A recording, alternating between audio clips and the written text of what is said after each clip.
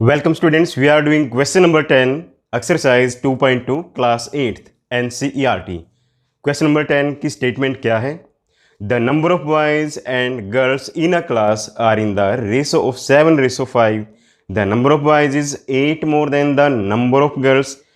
यानी जो first sentence में दिया हुआ है the number of boys and girls in ratio क्या है 7:5.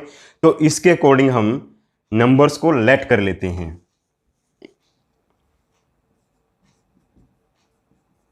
Let the number of boys be. Ratio क्या है 7 and 5. तो 7x and 5x इसको लेट कर लिया जाएगा and girls be 5x. According to the question,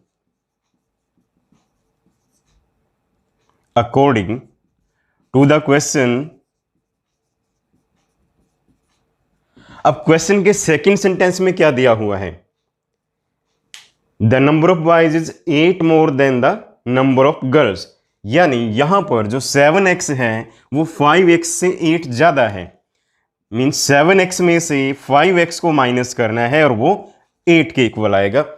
अब ये इक्वेशन हमें इसमें सिंप्लीफाई करनी है. 7x में से 5x माइनस करेंगे तो 2x बचेगा और 2x की वैल्यू आएगी 8. अब x के साथ 2 यहां मल्टीप्लाई में है, इसको दूसरी साइड ले जाकर डिवाइड में लिखना है. तो x होगा 8/2 यानी x की वैल्यू इसमें 4 आ चुकी है. तो सिर्फ x की वैल्यू हमें नहीं बतानी है. इसमें क्वेश्चन क्या पूछा हुआ है? What are the total strength. Total strength क्या है? यहां 7x एंड 5x को ऐड कर देंगे. टोटल स्ट्रेंथ निकालने के लिए number of boys and number of girls add किया जाएगा.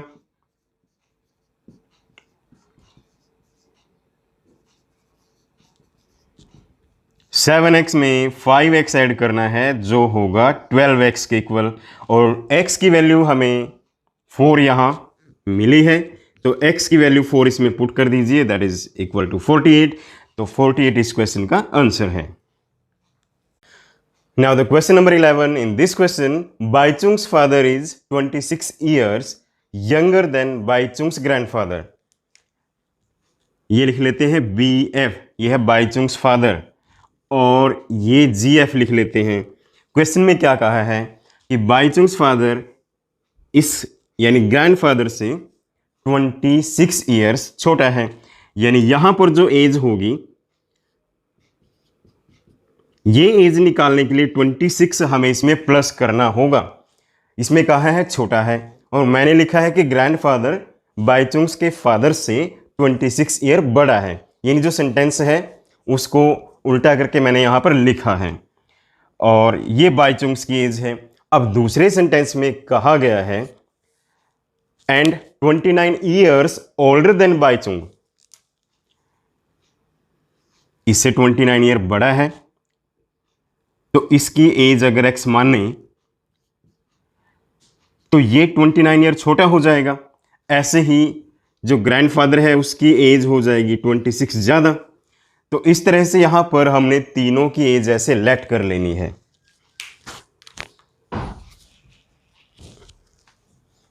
Late the age of Baichung's father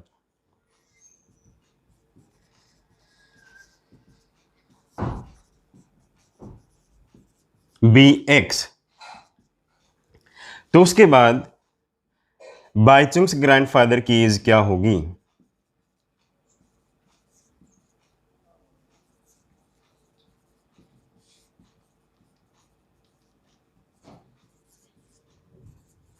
अभी मैंने यहां पर बताया है कि ग्रैंडफादर की एज x + 26 होगी, और इसी तरह से बाईचुंग्स एज x - 29 होगी.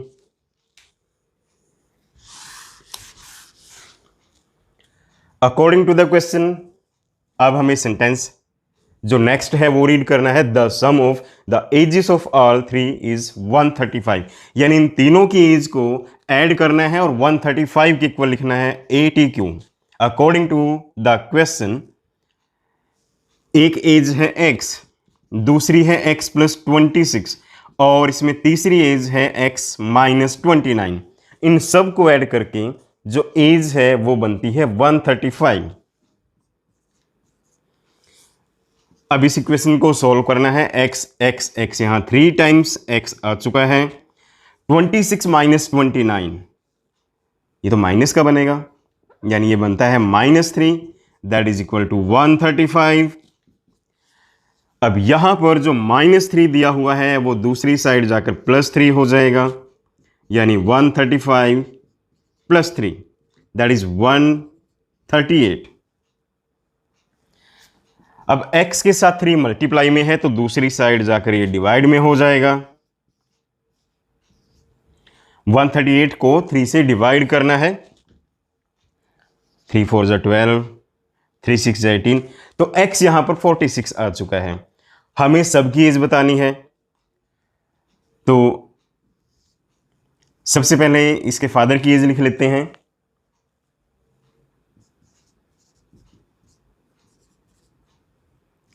बाइचुंग्स फादर्स एज वो क्या है, x हमने लेट की थी और x की वैल्यू है 46, तो 46 ईयर्स इसका आंसर होगा। एंड बाइचुंग्स की एज क्या है, x माइनस 29, यानी 46 माइनस 29, ये बाइचुंग की एज है। 16 में से 9 माइनस करेंगे 7, यहां 3 बचेगा, 3 में से 2 माइनस करेंगे 1, तो 17 ईयर इसकी एज आती है। बाइचुंग्स ग्रैंडफादर एज क्या बनेगी, जो है x plus 26, that is 46 plus 26, it is 72। इनके साथ ईयर्स भी हमें लिखना होगा। Question number 12, in this question 15 years from now Ravi's age will be 4 times his present age. What is Ravi's present age? तो प्रेजेंट एज को let कर लेते हैं। Let Ravi's present age be x। अब क्वेश्चन में क्या कहा है, आज से 15 साल बाद इसकी एज आज की एज का 4 टाइम्स हो जाएगी।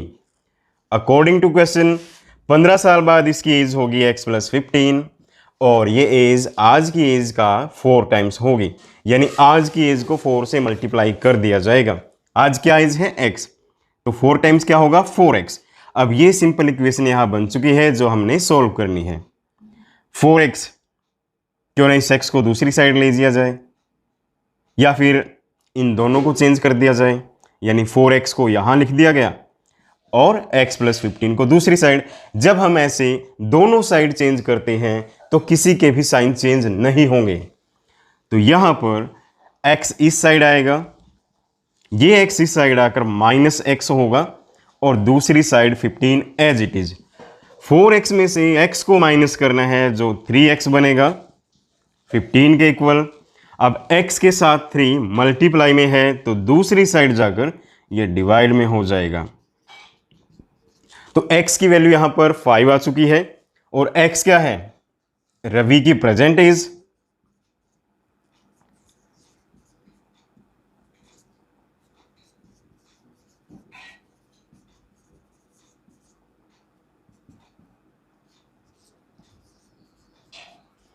यानी आज उसकी एज 5 इयर्स है।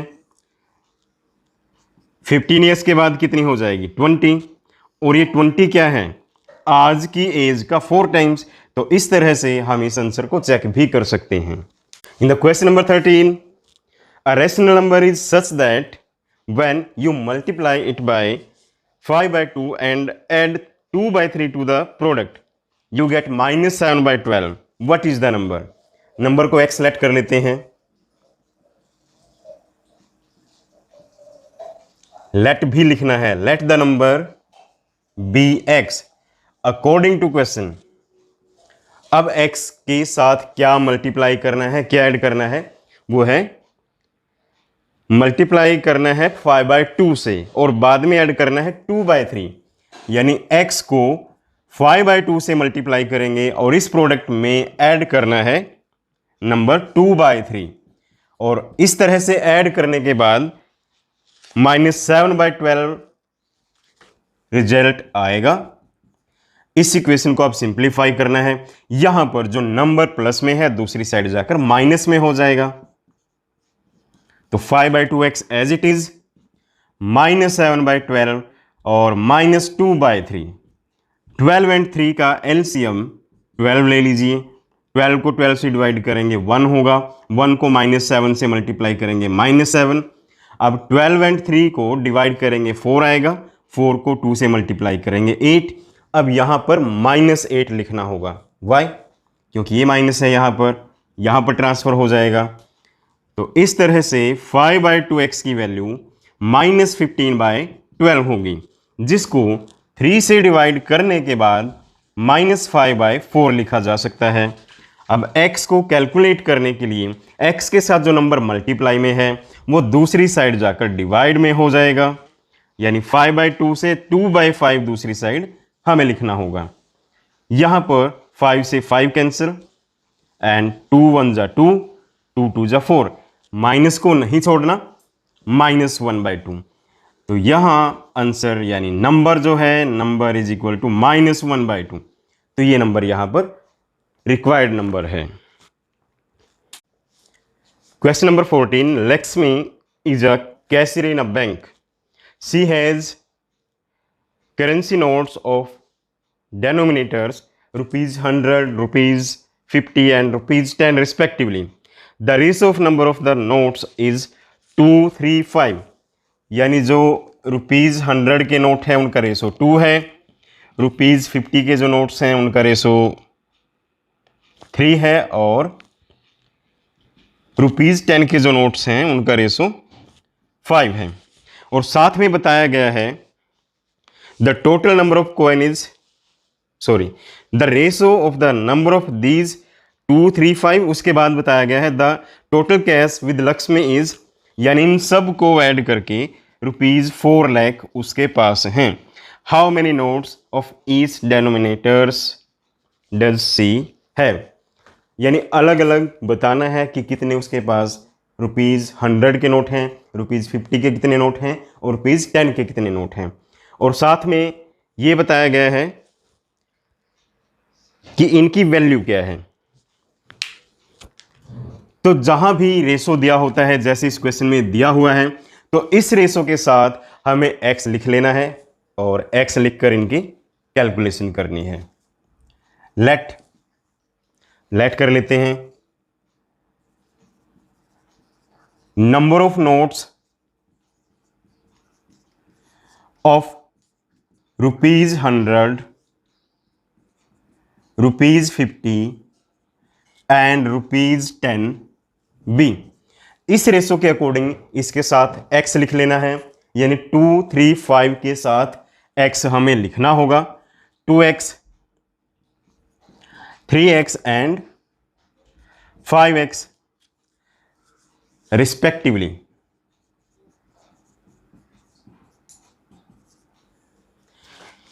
अब इनकी वैल्यू हमने काउंट करनी है।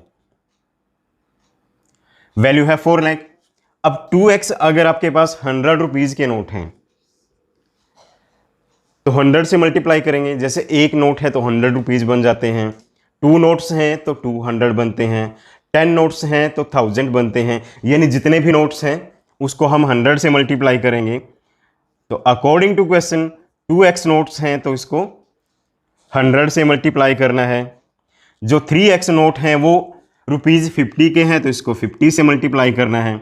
इसी तरह से जो 5x है उसको 10 से मल्टीप्लाई करना है, और मल्टीप्लाई करके ये वैल्यू बनती है 4 लाख रुपीज।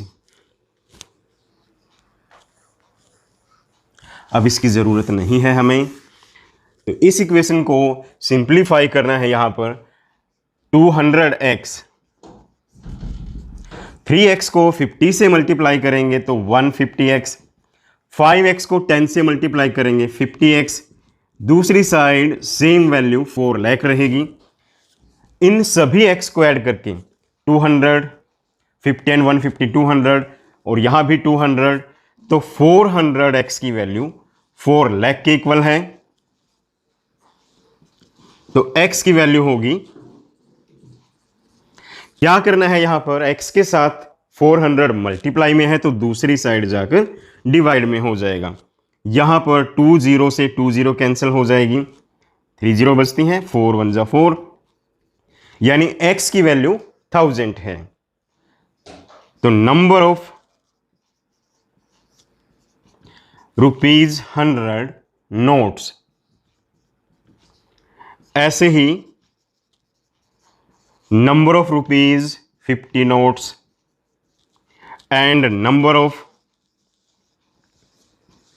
₹10 नोट्स। x की वैल्यू 1000 आ चुकी है, ₹100 के कितने नोट है, 2x, 2 इंटू एक्स, और ये है 3 इंटू एक्स, यानी 3 इंटू 1000 लिखेंगे, 5 इंटू एक्स, 5 इंटू 1000 यहां पर लिखना है। तो ये है 2000 नोट्स, यहां पर 3000 नोट्स और ये 5000 नोट्स। तो अलग अलग नोट्स यहां पर कैलकुलेट हो चुके हैं। Now the question number 15, in this question I have a total of ₹300, यानी मेरे पास 300 रुपीज के कॉइन्स हैं और वो है ₹1, ₹2 एंड ₹5 के। The number of ₹2 coin is 3 times the number of ₹5 coins and the total number of coins is 160। तो यहां पर जो बताया हुआ है 3 टाइम्स किसके हैं, ₹5 के कॉइन्स के, यानी जो नंबर ऑफ ₹2 है वो इक्वल है 3 टाइम्स ऑफ नंबर ऑफ ₹5, यानी जो कम नोट्स हैं वो ₹5 के हैं, उनको हम एक्स लेट कर लेते हैं। लेट नंबर ऑफ ₹5 कॉइन्स, इनको यहां पे लेट करना होगा क्योंकि इसी के अकॉर्डिंग हम ₹2 के कॉइन्स को लिख सकते हैं। नंबर ऑफ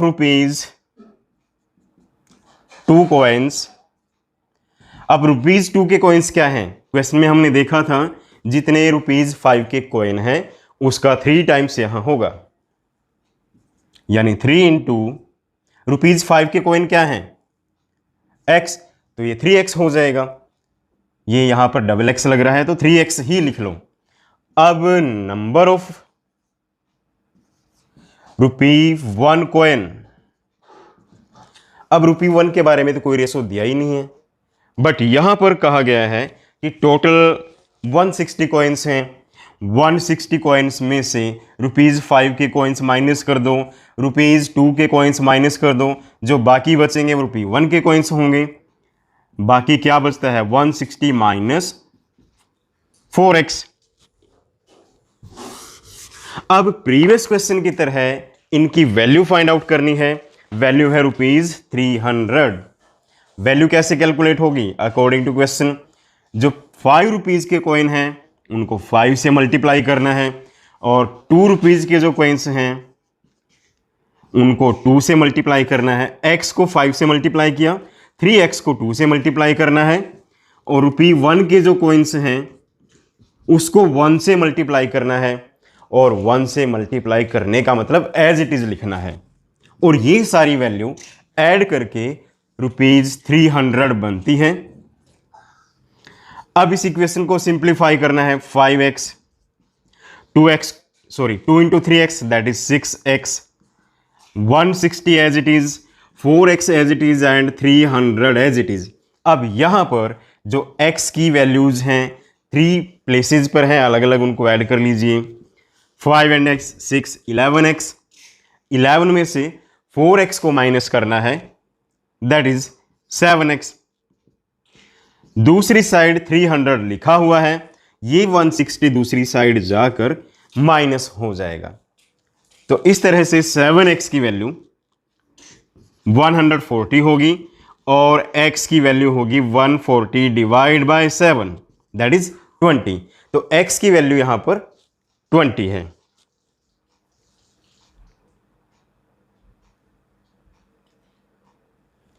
एक्स की वैल्यू आ चुकी है, तो अलग अलग अब यहां पर कॉइन्स हम कैलकुलेट करेंगे। ₹5 कॉइन्स कितने हैं?